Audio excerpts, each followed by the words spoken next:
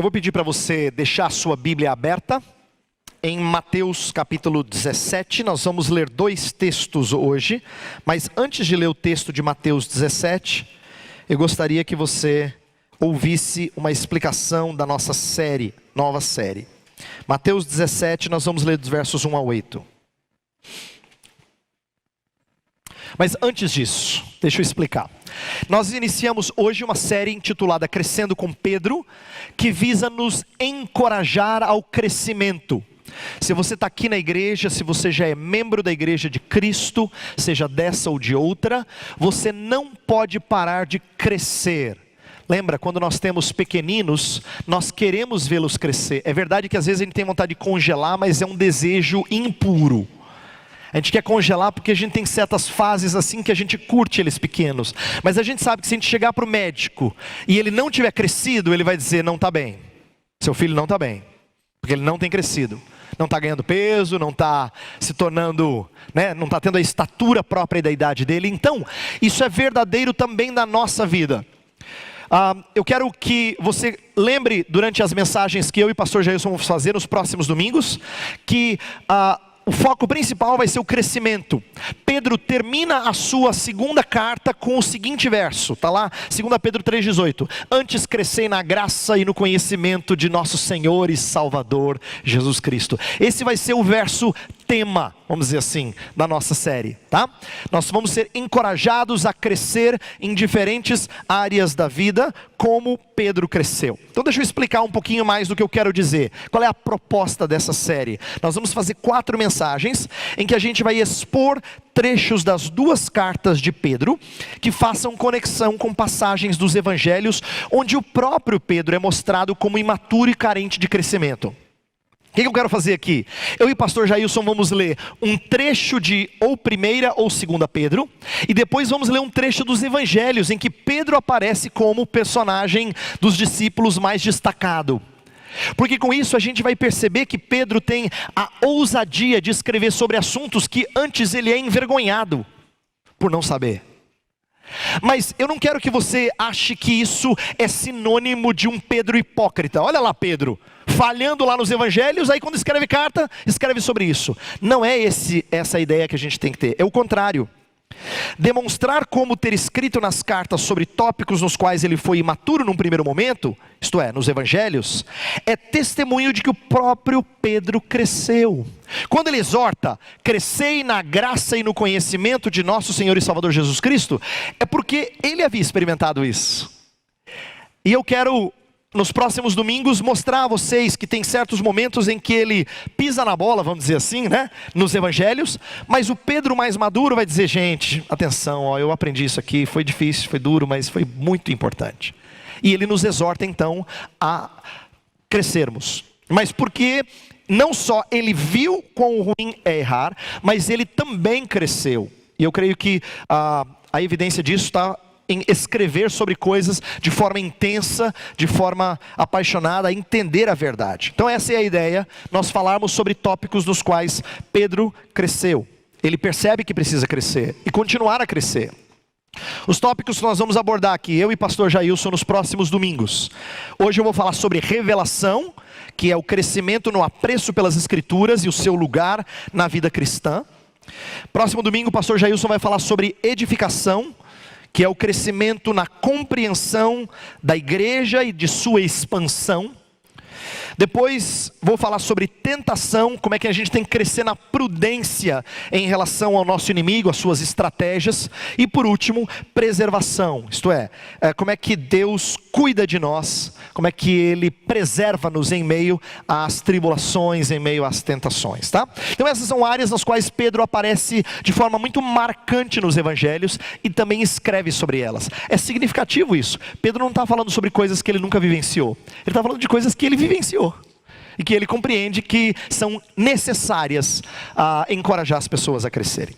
Então agora eu quero pedir que você acompanhe a leitura que eu vou fazer de Mateus 17, depois a gente vai para 2 Pedro 1.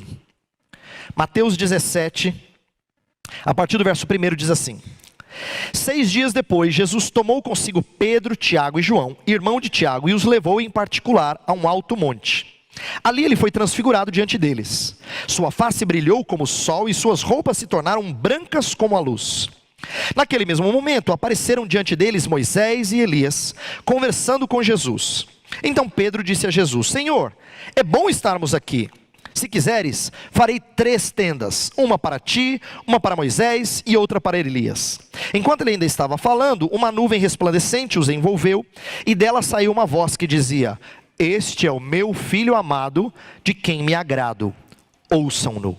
Ouvindo isso, os discípulos prostraram-se com o rosto em terra e ficaram aterrorizados.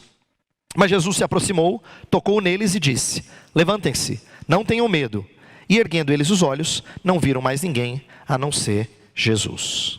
Agora, vá por favor para 2 Pedro, esse texto que está aí no slide, 2 Pedro, capítulo 1, a partir do versículo 16.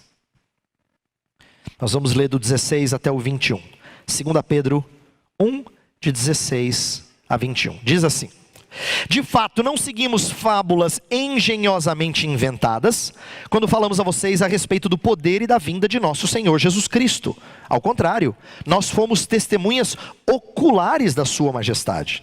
Ele recebeu honra e glória da parte de Deus Pai, quando da suprema glória lhe foi dirigida a voz que disse: Este é o meu filho amado, de quem me agrado.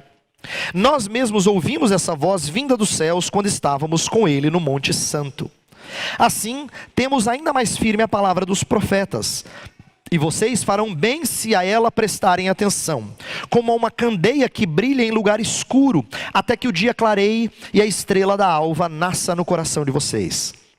Antes de mais nada, saibam que nenhuma profecia da Escritura provém de interpretação pessoal, pois jamais a profecia teve origem na vontade humana, mas homens falaram da parte de Deus, impelidos pelo Espírito Santo.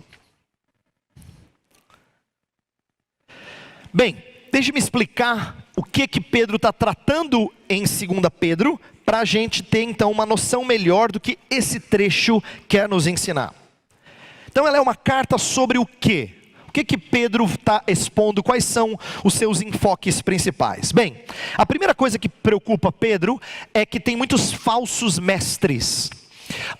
Pedro está escrevendo num tempo em que a igreja está espalhada. A sua primeira carta é dirigida a crentes que estão espalhados pela região da Ásia Menor, né, o que seria a atual Turquia, não é? E ao expor as verdades do Evangelho, na primeira carta, ele está falando mais de perigos externos que a igreja sofre, isto é, os descrentes que nos perseguem, aqueles que não amam a Cristo, que vivem atormentando a nossa vida. Mas na segunda carta, que é essa que nós lemos um trecho, ele já vai falar de problemas internos. No capítulo 2, no versículo 1, ele fala: no meio do povo surgirão falsos profetas, e haverá falsos mestres que se introduzirão. Então ele está falando de problema interno. E Pedro está preocupado com isso, porque, dentre outras coisas, eles trazem libertinagem, isto é, eles falam que você pode viver de qualquer jeito e de forma imoral. Eles trazem um ensino fictício. Eles principalmente desacreditam na promessa da vinda de Jesus. Olha para o capítulo 3, versículo 4. Olha só, eu vou ler o 3 e o 4. Antes de tudo, saibam que nos últimos dias surgirão escarnecedores, zombando e seguindo suas próprias paixões. Eles dirão: o que houve com a promessa da sua vinda? Desde que os antepassados morreram, tudo continua como desde o princípio da criação. Então veja que eles estão dizendo assim, que Jesus veio, mas não mudou nada. Será que ele vai voltar? Eu não sei, acho que as pessoas entenderam errado a sua mensagem. Então ele diz que esses falsos mestres se introduziriam, já tinham se introduzido, alguns no meio já estavam manifestando isso, e eles estavam questionando algumas coisas fundamentais, como por exemplo, a vinda de Jesus, e com isso estavam deturpando as escrituras. Lá no capítulo 3, versículo 16, eles falam assim, olha o que diz 3,16. Ele, Paulo, escreve da mesma forma em todas as suas cartas, falando nelas destes assuntos. Suas cartas contêm algumas coisas difíceis de entender, as quais os ignorantes e instáveis torcem, como também o fazem com as demais escrituras, para a própria destruição deles. Então, Pedro está preocupado com o falso ensino. E por ele estar preocupado com o falso ensino, ele resolve ensinar sobre os fins dos tempos. Ele vai dizer assim: deixa eu estabelecer algumas coisas muito firmemente. Deixa eu falar de algumas coisas para que vocês não titubeiem. Então ele expõe sobre o fim dos tempos, e curiosamente ele usa uma história bíblica bem conhecida. Ele usa a história de Noé. Por quê? Noé também vivenciou um juízo surpreendente da parte de Deus. Quando ninguém esperava, o castigo de Deus veio. Pedro está dizendo: olha, a história vai se repetir. Não deem ouvidos aos falsos mestres que dizem que Jesus não há de voltar, que dizem: cadê a sua vinda? Ele diz: não, ele virá e vai surpreender, ele vem como ladrão, o dia do Senhor. Então ele expõe sobre os fins dos tempos, e é por isso que ele começa a trabalhar com a ideia de crescimento na vida cristã. Por quê? Pedro entendeu que se tem uma coisa que estimula uma boa expectativa dos fins dos tempos, é você crescer na graça e no conhecimento de Jesus.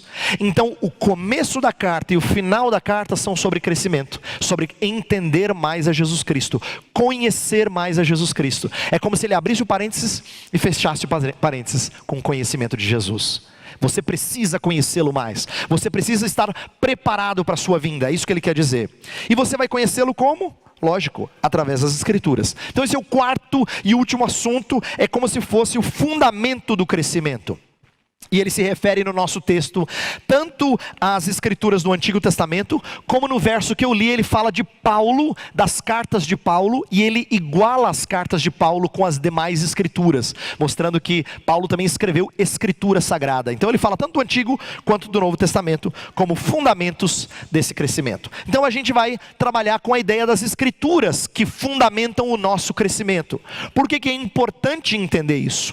E eu quero então voltar para a história lá na transfiguração de Jesus, para mostrar algumas coisas que Pedro precisava aprender, que ele mostrou não saber, mas ele precisava aprender. Olha só, nós tivemos um pregador convidado 2 domingos atrás, o reverendo Felipe Fontes, e ele pregou nesse texto da transfiguração. E uma das lições que ele mais destacou na sua mensagem é que Pedro devia ouvir mais e falar menos. Eu quero relembrar essa lição que o pastor Felipe nos trouxe naquela ocasião, porque essa é uma característica muito marcante de Pedro. Eu coloquei esses textos aí no slide, para você acompanhar a leitura que eu vou fazer. Eu vou ler aqui na revista Almeida, a Almeida Revista e Atualizada, só para você acompanhar algumas das histórias que você já conhece, mas de como Pedro aparece sempre falando alguma coisa. Ele sempre tem que falar, e normalmente fala aquilo que não convém. Pedro não é alguém que é conhecido por ter freio na sua língua. A primeira história, Mateus capítulo 14, versículo 28, é quando Jesus anda por sobre o mar. Jesus anda por sobre o mar, imagina, a cena deve ser um negócio assim estupendo, todo mundo encantado, alguns com medo, deve ser um fantasma. Ele fala: não, sou eu. Quando ele fala sou eu, ele quer dizer eu sou, para se referir ao Deus que se revelou a Moisés lá atrás. Sou eu, isto é, eu sou aquele grandioso Deus que mostra controle sobre o mar. Jesus está revelando uma das coisas mais bonitas a seu respeito, e o Pedrão tem que dizer o quê? Verso 28, se é você, Senhor, me faz andar para ir ter contigo. Olha o versículo 28. Respondeu-lhe Pedro, disse: se és tu, Senhor, manda-me ir ter contigo por sobre as águas. E a gente sabe a história, ele sai e não muito tempo depois ele já começa a naufragar, porque ele começa a olhar para a força dos ventos, o mar que estava tumultuado. Então Pedro falou precipitadamente aí. No capítulo 16, versículo 22, tem um texto conhecidíssimo de Pedro. Pedro acabou de falar uma coisa boa. Não pensa que ele só falava bobagem não. Pedro falava muito, mas ele falava coisa boa também. Certa vez Jesus perguntou: quem vocês dizem que eu sou? E Pedro fala: tu és o Cristo, o Filho do Deus vivo. Jesus falou: amém. Rapaz, bem-aventurado és, porque essas coisas foram reveladas pelo Pai. Quer dizer, Pedro tirou 10 na prova de teologia. No próximo verso, Jesus começa a falar sobre a sua morte. Aí Pedro fala assim: Senhor, para com esse discurso aí, pessimista, de que o Senhor vai morrer. Aí Jesus fala assim: arreda, Satanás. Capítulo 16, versículo 22, Pedro começa a repreender Jesus, olha lá. E Pedro, chamando-o à parte, começou a reprová-lo, dizendo: tem compaixão de ti, Senhor, isso de modo algum te acontecerá. E aí Jesus repreende a Pedro, depois de ter feito uma declaração linda. Você fala assim: Pedro podia ter ficado de boca fechada, mas o quê? Falou.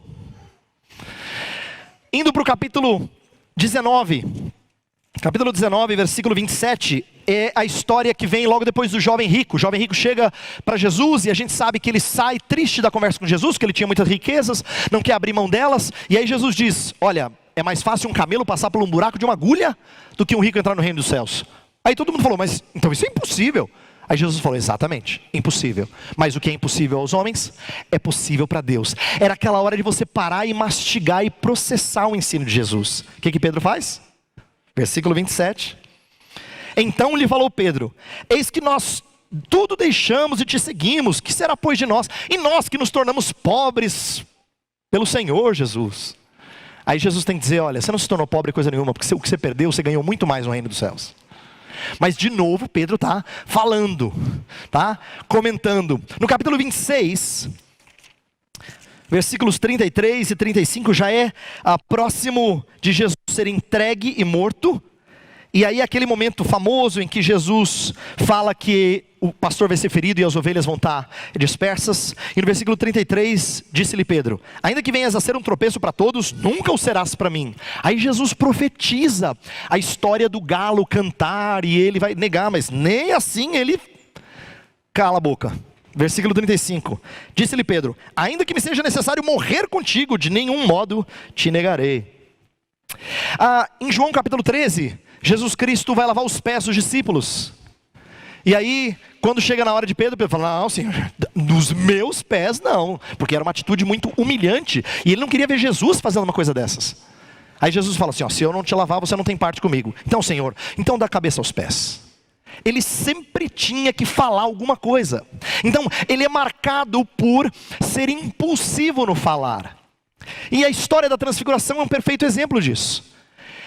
Você imagina, Jesus pegou Pedro, Tiago e João, os 3 discípulos que frequentemente são demonstrados como próximos dele, leva para um monte, a gente não sabe qual é que é, a Bíblia não identifica. E nesse monte, Jesus Cristo começa a brilhar de glória. O seu resplendor é tal que isso causa um certo pavor nos discípulos. E aí aparece Moisés, Elias conversando com Jesus, e os discípulos um pouquinho mais afastados. Era para admirar aquilo e depois perguntar: Jesus, nos explica o que aconteceu. Mas o que Pedro faz? Jesus, eu queria só interromper aqui um pouquinho. Não dá para a gente fazer 3 tendas e ficar por aqui, porque é bom estarmos aqui. O texto de Marcos, que o pastor Felipe pregou há 2 domingos atrás, fala que Pedro tomou a palavra. Imagina, Jesus está conversando lá, né? Moisés, Elias, ele toma a palavra e fala assim: Senhor, peraí, dá licença, vamos fazer 3 tendas, que ideia boa, a gente ficar aqui, uma para o Senhor, uma para Moisés, uma para Elias. Ele era um homem marcado por falar. Agora, eu não estou aqui, atenção, eu não estou aqui criticando só os falantes. Eu estou criticando a nossa constante imprudência no falar. Seja falando muito ou falando pouco. Pedro era uma pessoa que demonstrava certas características dele, claro, impulsivo, líder, ele era. Mas ele não tinha aprendido a ouvir. E é isso que uma das lições que ele tem que aprender na transfiguração. Uma segunda lição é que ele precisa ouvir, priorizar ouvir sobre ver. Estou dizendo isso por quê? Porque lembra que Jesus está brilhando de forma maravilhosa. E aí, quando Pedro faz o comentário dele, vem uma voz do céu que fala assim: este é o meu filho amado em quem me comprazo. Veja ele. Não é isso que a voz diz. Não é veja ele. É a ele ouvir. Dê ouvidos ao que ele tem que falar. Não é interessante que Pedro está vendo coisas tão sublimes que ele poderia dizer assim: não, ouvi não, eu já estou vendo, está maravilhoso aqui. Não, mas o Pai está lhe ensinando que não é para fazer 3 tendas e ficar ali, vendo a glória de Jesus. É para ouvi-lo. Essa é uma lição importante que não só Pedro, mas os discípulos tinham que aprender. Em Atos capítulo 1, o texto que está aqui no slide, é quando Jesus já morreu, ressuscitou, está ensinando as últimas coisas, vai subir aos céus. Aí os discípulos chegam para ele e falam assim: ô Senhor Jesus, é agora que o Senhor vai assim, fazer o reino maravilhoso. É agora que o Senhor vai mostrar assim o seu poder. É agora que o reino vai ser tudo aquilo que nós esperamos. E aí Jesus os repreende, porque de novo eles estavam focados em ver. Eles tinham ouvido tantas coisas de Jesus nos últimos 3 anos. Tantas coisas lindas. E eles ainda estão focados em ver. Essa é uma lição que Pedro tinha que aprender. Ele tinha que priorizar o ouvir sobre o ver. Não é interessante que aquilo que nós chamamos de revelação é chamada de palavra de Deus? Palavra de Deus. É verdade que hoje nós temos a possibilidade de ter na nossa casa e ler. Ter no nosso celular, no nosso tablet, carregar para tudo quanto é lugar e ler. Mas em tempos em que as pessoas não tinham a sua própria, a maneira de ouvir Deus, ou de receber informação de Deus, era ouvir. Então a prioridade das Escrituras sempre é a palavra de Deus. Disse Deus, haja luz. Logo no comecinho da história. Disse Deus. A Escritura não fala e apareceu Deus. Ela foca na palavra de Deus. Então priorizar ouvir sobre ver era uma lição que ele precisava aprender. Uma terceira lição: Cristo não é apenas um grande profeta. Porque quando Jesus está lá brilhando e a sua glória está aparecendo de um jeito que não tinha sido vista pelos discípulos antes, aparecem Moisés e Elias. E pensa bem, Pedro fez uma coisa típica de crente que fala assim: quando eu chegar no céu eu quero conversar com o Paulo, perguntar para ele: Paulo, o que você quer dizer lá naquele capítulo? Tenho vontade de conhecer Abraão. A gente fala umas coisas dessas, você já deve ter ouvido isso ou talvez falado isso. Acho que Pedro era igual, ele era fã assim de Moisés e Elias. Então ele não propôs uma tenda, ele propôs 3, um para cada um. Para Jesus, para Moisés, para Elias. Mas o que ele está evidenciando aqui, nessa atitude aparentemente bondosa, é que ele considera Jesus um grande profeta. Que nem Moisés, que nem Elias, é maravilhoso. Não, Pedro, você não entendeu. Este é o meu filho amado, a ele ouvi. O que Pedro precisava aprender é que Cristo tinha prioridade sobre até os maiores da história judaica. Moisés e Elias foram 2 dos grandes, dos gigantes. Eram aqueles que todo mundo falava assim: puxa, se eu pudesse um dia conhecer o Elias, já pensou? Já pensou se eu conhecesse o Moisés? Mas eles não tinham percebido que o próprio Deus estava diante deles. E Moisés, então, e Pedro então tinha que aprender isso, a priorizar, a entender que Cristo não é apenas um grande profeta como Moisés e Elias, mas tudo aponta para ele. E uma quarta lição é que tomar a cruz é vida de poder e glória. Essa é uma coisa muito difícil de entender. Por que eu digo isso? No contexto dos 3 registros da transfiguração, isto é, Mateus, Marcos, Lucas, todos os 3 contam a história da transfiguração de Jesus.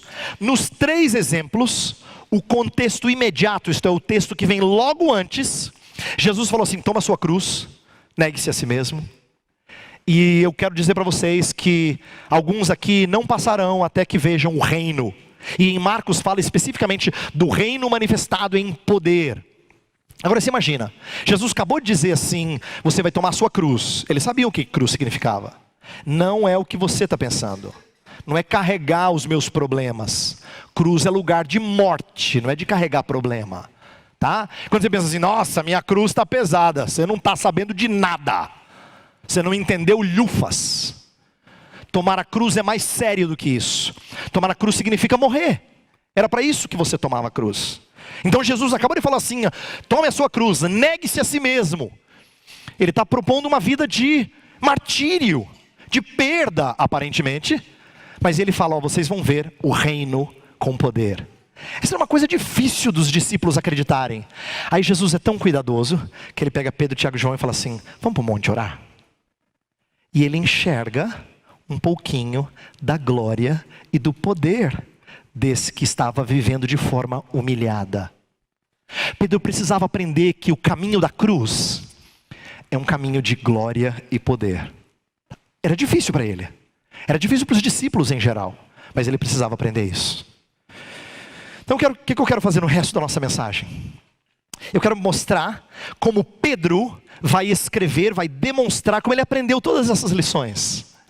Eu quero mostrar a você como o nosso texto, 2 Pedro 1, de 16 a 21, trabalha com as quatro ideias que estão aqui. Só que eu vou trabalhar de maneira inversa. Eu vou fazer 4, 3, 2, 1. Tá? A gente vai olhar para cada uma dessas lições e como ele escreve sobre elas. Como ele trabalha exatamente com essas ideias. Ok? Vamos lá. Primeira coisa que a gente vai ver que Pedro escreve e nos ensina é que a Escritura, a revelação de Deus, é um testemunho verdadeiro. O que eu quero dizer com isso? Pedro no versículo 26, volta lá para 2 Pedro. 2 Pedro, capítulo 1, versículo 16.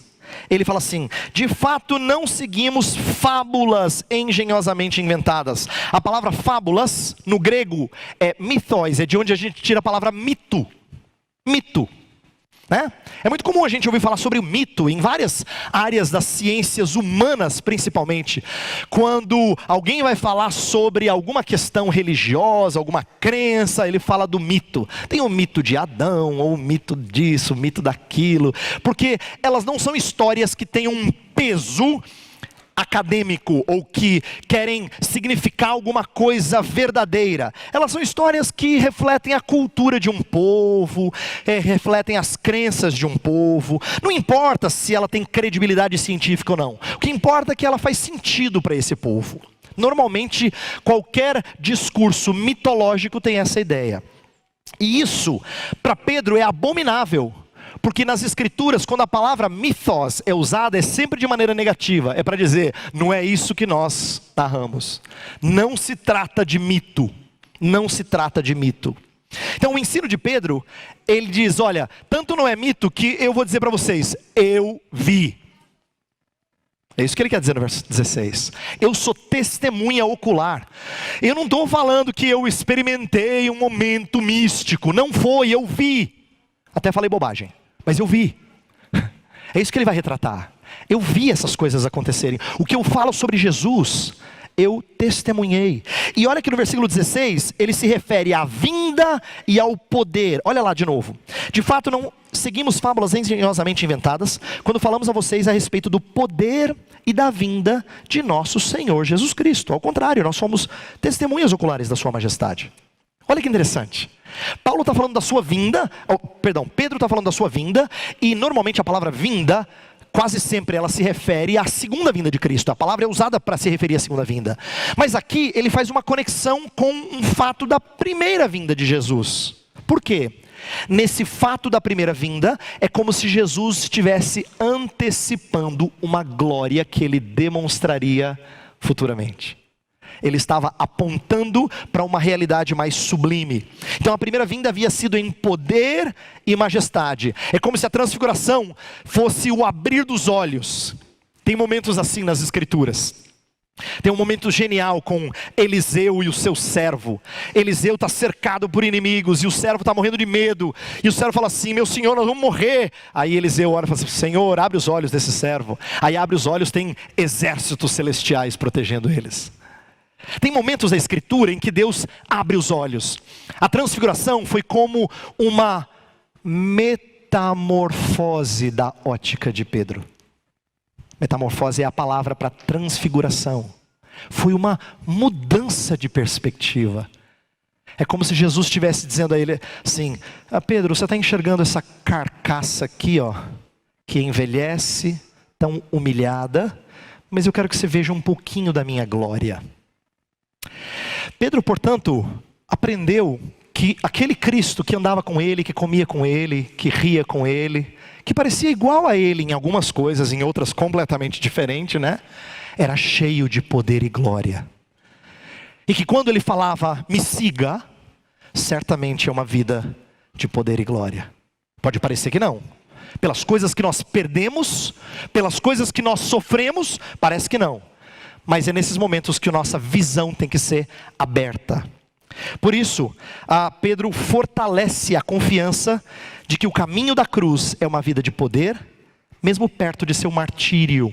Se você observar no capítulo 1, versículo 14, ele fala assim: porque sei que em breve deixarei este tabernáculo, como nosso Senhor Jesus Cristo já me revelou. Isto é, eu sei que eu estou prestes a morrer, mas ele já percebe que a vida dele é gloriosa. A tradição diz, a gente não sabe se isso é totalmente certo, mas existe a tradição de que Pedro também foi crucificado, como Jesus Cristo, porque Jesus aponta para isso no Evangelho, e depois isso é narrado. Morreu em Roma, na década de 60.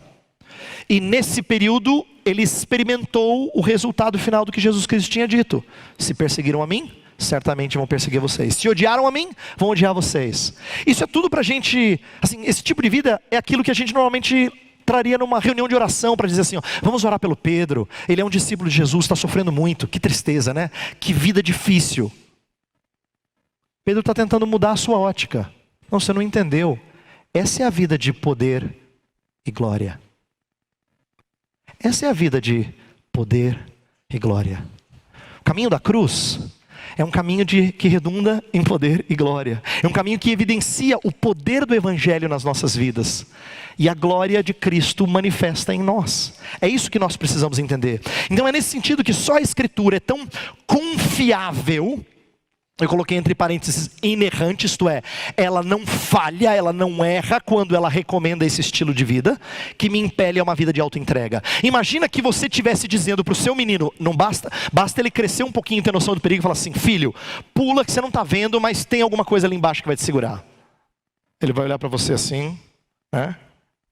É só a palavra de Deus que nos dá subsídio suficiente para a gente entregar nossas vidas num espírito de sacrifício, sabendo que isso redunda em poder e glória. Só a Escritura pode nos dar esse tipo de confiança. Então o que eu quero dizer a você é o seguinte: Pedro vai mostrar que eu e você precisamos nos alimentar das Escrituras mais e mais, porque ela, na sua confiabilidade, nos impele a uma vida de entrega a Cristo Jesus. O testemunho é verdadeiro. Se ele diz que é cheio de poder e glória, pode confiar, é cheio de poder e glória. Segunda coisa que Pedro aponta, que tem a ver com o terceiro ponto que eu falei lá, é de que tudo aponta para Cristo. Olha só, o testemunho da transfiguração, versos 17 e 18, não segue de perto nenhum registro sinótico. Olha lá o versículo 17 e 18, na sua Bíblia. Ele recebeu honra e glória da parte de Deus Pai, quando da suprema glória ele foi dirigido à voz que disse: este é o meu filho amado, de quem me agrado. Nós mesmos ouvimos essa voz vinda dos céus, quando estávamos com ele no Monte Santo. Sabe o que é curioso? Mateus, Marcos, Lucas contam a história com detalhes diferentes, mas os três falam assim: este é o meu filho amado. Mateus fala: em quem me comprazo. Marcos e Lucas não. Mas os três falam: a ele ouvi, porque esse é o foco da história. Curioso, quando Pedro reconta a história, ele não fala a frase "a ele ouvi", que faria sentido. Ele diz, inclusive, eu aprendi lá no monte que eu tenho que dar ouvidos. Mas ele não fala. E tem um detalhe aqui muito curioso, e é por isso que eu coloquei essa passagem na liturgia para a gente ler. Pedro está refletindo uma linguagem muito semelhante à de Isaías 42, versículo 1. Foi o primeiro verso que a gente leu hoje. Está na sua ordem de culto. E diz assim: eis o meu servo a quem sustento, o meu escolhido em quem tenho prazer. Porém nele o meu espírito, e ele trará justiça às nações. A linguagem de Pedro lembra muito a linguagem do original desse verso. É como se Pedro quisesse dizer assim, ó, eu estava lá assim, sabe o que aconteceu? E aí ao invés de contar o que aconteceu, ele cita uma palavra das Escrituras. O que Pedro está fazendo? Presta atenção. Ele está mostrando que o que ele vivenciou é exatamente o que Deus tinha dito em Isaías 42. Porque a Escritura inteira conta uma história só. Ela não é cheia de histórias. Você já ouviu a história de Abraão? Você fala sim. E a história de Noé? Ah, sim. E a história de Adão e Eva? Ah, claro. E a história... Não são várias histórias. É uma história só. Tudo aponta para Cristo. O que Pedro estava aprendendo é quando ele leu Isaías 42, ele falou assim, isso aqui é Jesus. Eu lembro, fui lá no monte. Exatamente, Pedrão. É isso que ele está ensinando para você e para mim. Quando a gente lê as Escrituras, a gente não deveria ler como sendo um apanhado de experiências religiosas, não é? um monte de ideias colocadas todas juntas. Não. Inclusive, no versículo 17, ele usa uma linguagem de glória de Deus, que é muito parecido com o que acontece no Monte Sinai. Monte, glória, revelação de Deus. É exatamente o que acontece no Monte Sinai, quando Moisés sobe ao monte, e todo mundo vê aquele monte e fica atemorizado. A história se repete com Jesus, mas agora de uma maneira mais particularizada, para Pedro, Tiago e João. O que Pedro está fazendo de propósito é fazer link na cabeça de quem lê. É usar uma linguagem que faz você lembrar de outra história. Aí você fala, mas peraí, você que está querendo dizer? Ele é exatamente. Nossa, eu nunca tinha pensado nisso. Quer dizer que Jesus, transfiguração, monte tem a ver com Deus, Sinai, monte? Você não tinha entendido? Ele está contando para você e para mim que as histórias elas estão interligadas, porque elas contam uma história só. As escrituras são uma unidade. E por que isso é importante para nós? Porque corrige o conceito de Pedro de considerar Cristo em pé de igualdade com Moisés e Elias, lembra? Moisés, Elias, Cristo. Não, Pedro. A ele ouvi. A história é sobre Cristo, Pedro. É sobre Cristo. Sabe Moisés e Elias? Falaram de Cristo. Apontaram para Cristo. Fizeram coisas que deviam levar você a conhecer a Cristo. A história é sobre Ele. Cristo deve ser ouvido porque a história toda gira em torno dEle.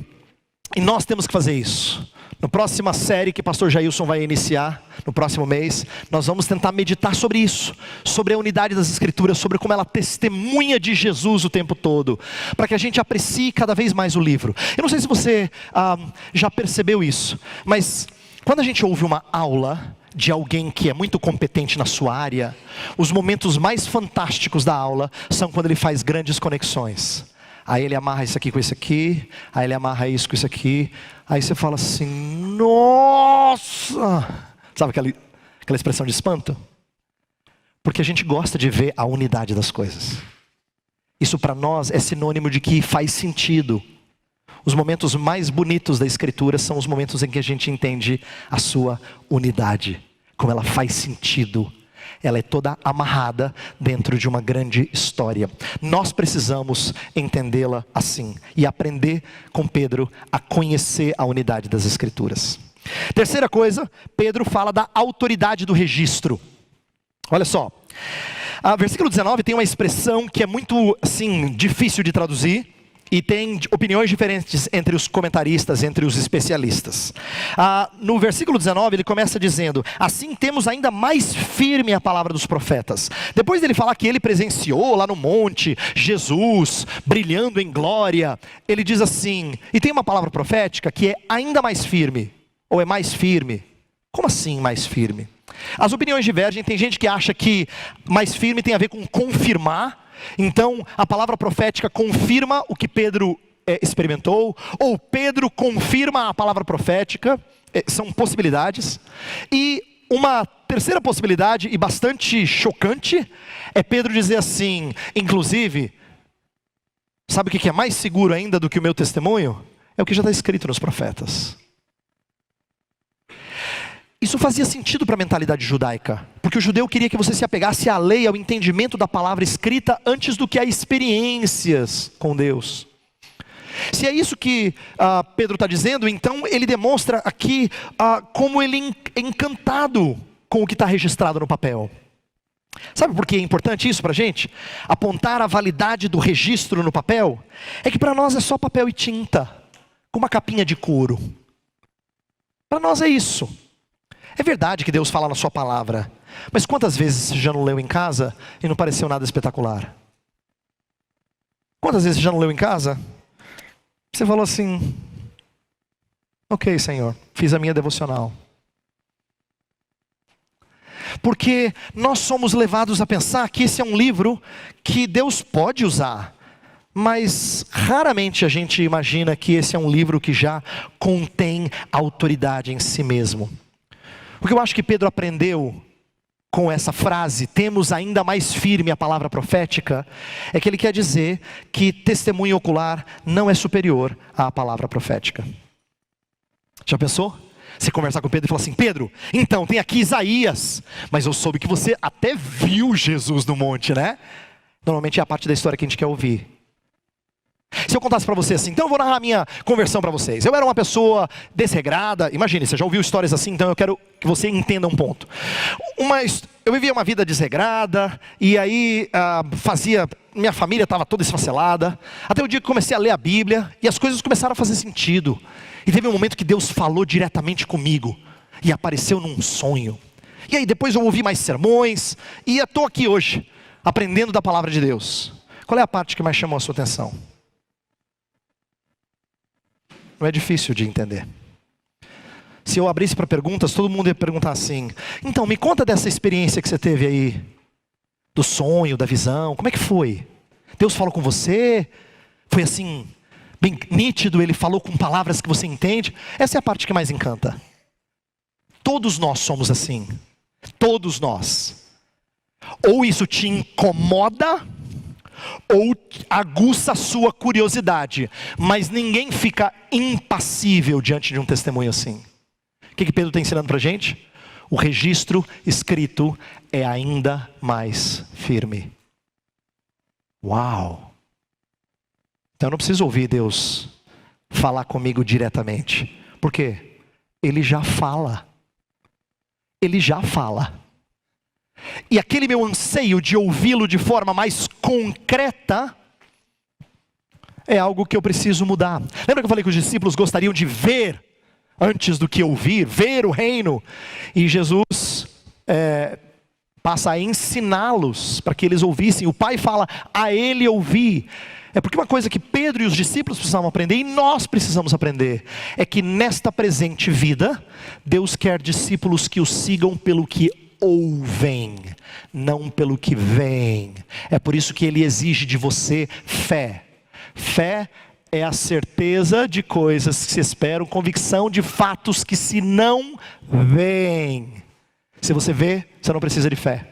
A razão de você e eu sermos exortados a uma caminhada de fé é porque Deus não vai nos dar visibilidade de coisas. Já viu gente conversar dizendo assim: então, se Deus se mostrasse a mim, eu até creria nele. Não, você não creria, você não precisa crer se Ele se mostrar. E Ele não vai fazer, porque Ele quer que você creia mediante o ouvir da palavra.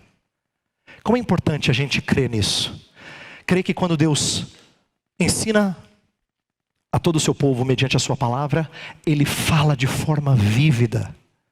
E se você é um crente genuíno, você lembra de momentos em que Deus parece que estava falando do seu lado, quando a palavra era pregada. Em que Deus estava ensinando exatamente o que você devia fazer, enquanto a palavra era pregada. Porque Deus ainda fala. Inclusive essa é a última lição. Pedro diz no final do seu texto, nos versículos 20 e 21, que aquilo que os homens registraram nas escrituras não foi ideia da cabeça deles. Olha o versículo 20 e 21. Fala assim: antes de mais nada, saibam que nenhuma profecia da escritura provém de interpretação pessoal, pois jamais a profecia teve origem na vontade humana, mas homens falaram da parte de Deus, impelidos pelo Espírito Santo. A ideia de falar da parte de Deus, ser impelido pelo Espírito, implica em inspiração das Escrituras. Essa é uma palavra que é usada em outro texto. 2 Timóteo fala: toda a Escritura é inspirada por Deus. A palavra inspirada significa que tem o sopro de Deus. Mas a ideia de sopro talvez seja mais fácil entendida se eu usasse um sinônimo: hálito. Não tem a ver com hálito ruim, bom, não, por favor, não pense nisso. É a ideia assim, quando você fala, você não sente o ventinho sair da sua boca do jeito que as crianças falam, não é? Quando você lê as escrituras, é como se você sentisse o próprio hálito de Deus, porque foi Deus quem falou. Quando os homens estão escrevendo, embora sejam cartas deles, é o próprio Deus falando. É isso que Pedro quer ensinar, é isso que Paulo ensina em 2 Timóteo 3,16, quando ele fala que toda a escritura é inspirada por Deus. Então é a ideia de que você consegue de fato ouvir a Deus e o próprio hálito de Deus na pregação da palavra. Portanto, devo dar mais ouvido ao que Deus fala em sua palavra antes de falar. Eu e você que somos prontos a falar, muitas vezes falamos coisas da nossa própria cabeça. E aí a gente tem que ser lembrado daquilo que Tiago ensina no seu primeiro capítulo, que a gente deve ser tardio para falar e pronto para ouvir. Uma das coisas mais repetidas nos primeiros capítulos de Provérbios é: filho meu, ouça as palavras do seu pai. Filho meu, Dê ouvidos à palavra da sua mãe. Essa ideia de ensino, de você ouvir, que a criança tem que aprender desde pequena, continua valendo para nós. Sabe o que é crescer na graça e no conhecimento de Jesus? É aprender a ouvir, para que a gente saiba falar com propriedade. Lembra, Pedro precisou ser corrigido no seu ímpeto por falar de maneira indevida, em momentos impróprios. Ele precisou aprender a dar mais ouvidos. E é isso que ele está encorajando eu e você a fazermos. Para que quando a gente fale, as pessoas digam assim: puxa vida, como é sábia a sua palavra. É porque ela reflete a palavra de Deus. Eu termino mostrando o que Pedro quer com isso tudo. Por que ele está falando tanto da Bíblia? Por que as escrituras são dos tópicos? É porque ele quer que a gente tenha apreço por ela. No versículo 19 ele fala assim: assim temos ainda mais firme a palavra dos profetas, e vocês farão bem se a ela prestarem atenção, como a uma candeia que brilha em lugar escuro, até que o dia clareie e a estrela da alva nasça no coração de vocês. Olha só, eu li o Salmo 119 com vocês, e eu li um trecho desse poema de amor sobre a Bíblia, que expressava onde nós devemos chegar. Se você tiver o cuidado de ler os 176 versos do Salmo 119 hoje à tarde, para meditação, vai ter momentos que você vai se sentir envergonhado. Você fala assim: gente, eu não acho isso tudo da Bíblia. Senhor, será que eu sou crente? Tem hora que eu não sinto isso aí que o cara está falando. Ele fala: quanto eu amo a tua lei, eu medito nela o dia inteiro. Senhor, para mim ela é doce como mel. E eu e você estamos assim: Deus, e eu? Por que eu não sinto assim? Então eu quero que você aprenda uma coisa. Esse salmo é onde a gente quer chegar. Às vezes Deus dá momentos preciosos em que a gente se deleita nesse livro. E tem momentos que a gente não sente tanto deleite. Pois eu quero encorajar você a estudá-lo, para que você chegue no ponto em que você consiga fazer um poema assim. Em que você fale do seu deleite, da sua alegria, da sua satisfação na palavra de Deus e desejo por esse livro. Eu termino dizendo o seguinte: todavia, o amor pelo livro não é um fim em si mesmo. Deus não quer que você só ame o livro. O propósito de crescer nas Escrituras é ter a luz brilhando em nosso coração à medida que o dia se aproxima. Paulo fala em Gálatas: para que Cristo seja formado em vós. É uma linguagem semelhante. Aqui é para que o dia brilhe, a luz brilhe em vocês à medida que o dia se aproxima. A ideia é que a Escritura deve despertar afeição, adoração e obediência a Cristo à medida que a sua vinda está se aproximando. Então a razão de nós falarmos das Escrituras, de crescer na graça e no conhecimento das Escrituras, é porque nós queremos amar mais a Cristo. E não dá para amar mais a Cristo sem conhecê-lo. Não dá. Você pode falar: não, Deus é importante para mim. Ah não, Jesus Cristo é tudo. Quanto menos você conhece dele, menos condições você tem de dizer por que você o ama. Seu amor é frágil, muito frágil. Porque o conhecimento que você tem é superficial. Quanto mais você o conhece, mais você pode dizer: e eu me encanto mais e mais a cada dia. Essa é a minha oração. Que você e eu nos encantemos mais a cada dia. Nós vamos orar. Pai, estamos diante da tua palavra mais uma vez, só que agora falando da própria palavra. Porque nós queremos ouvi-la com anseio, com desejo, com prazer, com deleite. Às vezes nossa leitura, ou nossa falta de leitura dela, expressa a nossa apatia. E nós queremos pedir perdão pelas vezes em que a gente não acreditou na preciosidade de ler esse livro, de meditar nele. Muitas vezes nós não acreditamos. Nós não cremos que o próprio hálito do Senhor está lá, porque o Senhor fala por ele. E quando nós não acreditamos nisso, Senhor, nós paramos no tempo.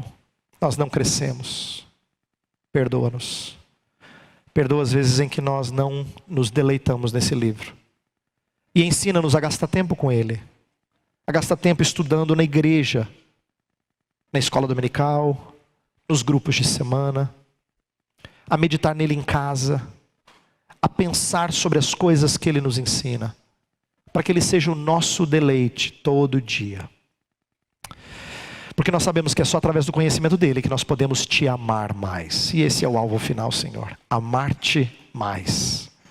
confiar mais no Senhor, obedecer mais fielmente ao Senhor. Isso só será possível mediante o conhecimento do livro. Então, ajuda-nos, nós te pedimos, em nome de Cristo. Amém.